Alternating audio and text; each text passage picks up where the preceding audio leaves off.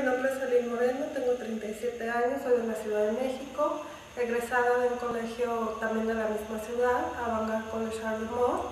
Desde mis inicios en esta carrera siempre busqué oportunidades que me hicieran crecer. Gané varios concursos en mi país, obteniendo becas en el extranjero.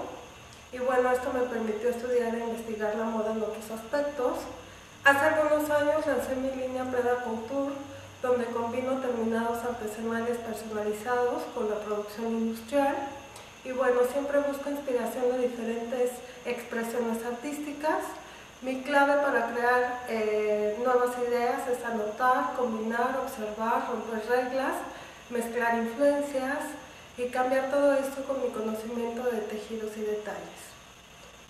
Para mí, mi profesión es pasión, amo lo que hago y la plataforma de Project Runaway me provoca emoción por todo este desafío profesional.